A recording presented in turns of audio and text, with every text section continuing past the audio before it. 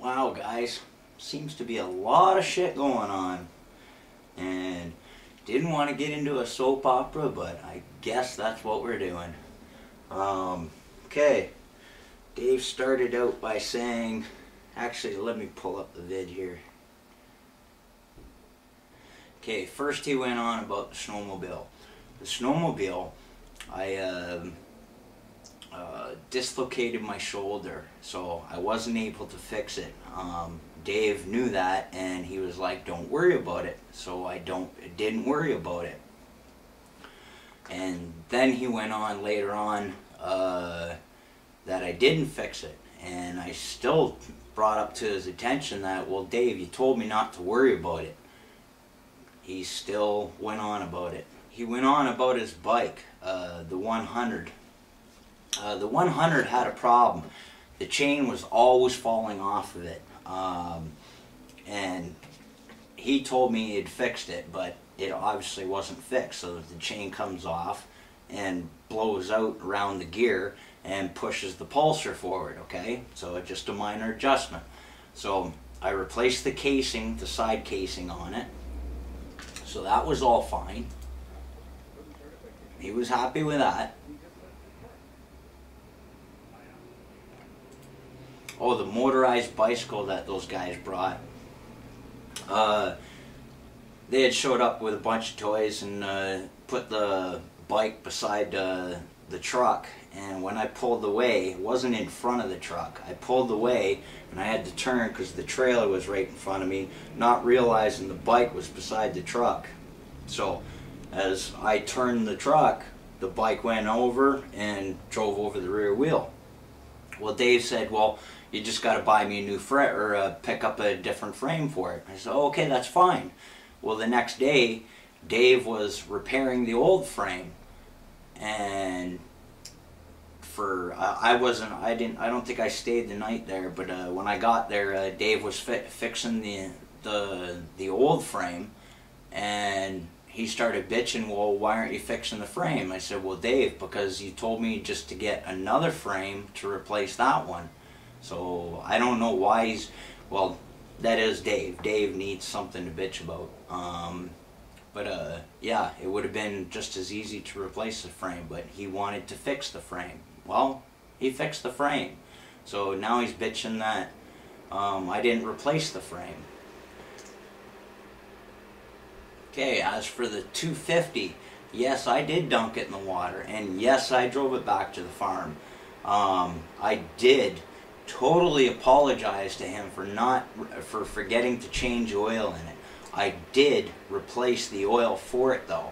He's saying I didn't give him any money or any oil for it. I did. Okay, now for the backhoe. Nice try, Dave. The backhoe pin that he shows that he cut off, obviously right recently, that never worked. The backhoe has two pins. They lock down on either side of the boom. This one, always broken, always dangling. You can even see it in the video that it always dangles down. It doesn't move when he pulls this side up. That has been broken since I've been going to the farm. So it only has one side that actually holds on to the boom. It always slipped out. And he'll probably lie to you, but yeah, it always slipped out. And then the one day, I rode to the back of the farm, and of course the boom fell out again, and tried setting it back up, and it wouldn't connect. Now on the pin, there was no fresh metal broke mark, nothing like that. I'm talking about the pins that hold on to the boom, okay? There's nothing wrong with the one hook. But if you look at the backhoe yourself, you can see it's just worn down because of one pin holding it, and now he's trying to accuse me of it. Okay, now about the wood that was when I had my trailer down at the shop. He knows for a fact I brought my own wood from the back of the forest and cut it with a bow saw. Never used any of his wood. Okay, now another one he brings up is about Jay's trailer. Now, Dave himself, you guys will be surprised, but I think Dave himself will even be surprised to learn that Jay lit it himself. Yes, he lit it on fire himself. You can ask Jay. I think Jay might have told Dave a different story, but if he's truthful, he did it himself. There was witnesses all around, and I did spend the rest of the night drinking with them. Now on to Bloke's water tank. When Bloke brought that water tank, he said to me, "Go ahead and use it. That's what it's there for, mate." Okay, so I used it. Then he went and got a water tank for Graham, and Graham had a better system of filling the water up, so Graham says, "Well, you can use my water, no problem."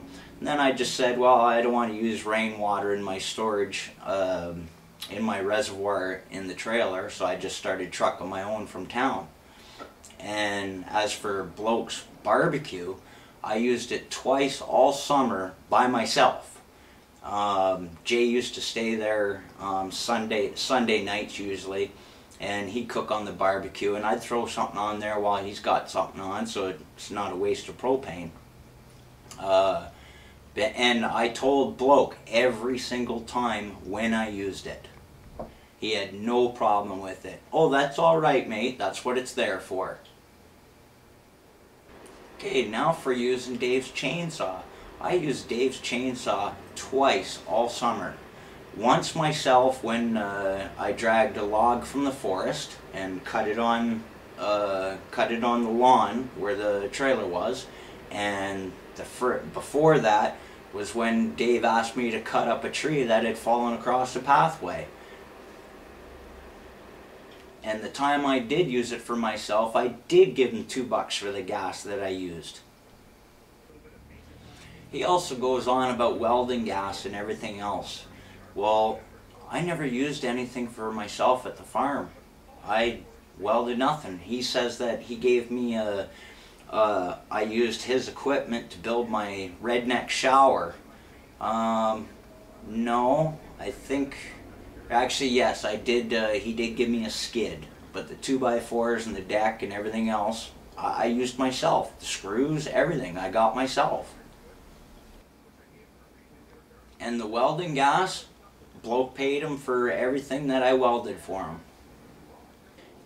And as for the catalytic converters, none of those converters were Dave's. They were mine. I put them under the Aries because the shop was shut and I had no place to store them without anybody seeing them, because catalytic converters are worth a lot of money. You leave them out in the open, they'll be gone. So I put them under the Aries.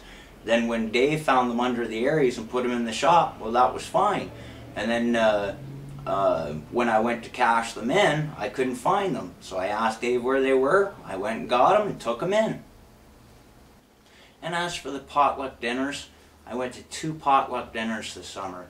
The first one, yes, I didn't contribute at all. And the second one, I planned on contributing, but it wasn't feasible for me. I went down to the shop when they were having the potluck dinner and I sat there not expecting to have a meal at all. Then I asked Wendy, I said, "Would you mind?" Because she spent the whole day cooking it, her and Tracy. And I said, "Would you mind?" She says, "Nope, go right ahead." There was no problem. And then Dave flew off the handle because of it.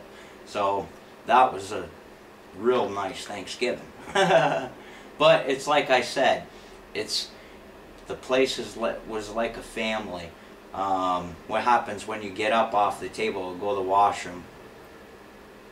There's a lot of backstabbing going on, and apparently a lot directed towards me, so oh well. But I think a lot of you are going to be surprised to hear the actual truth. Alrighty, take care guys, as the world turns.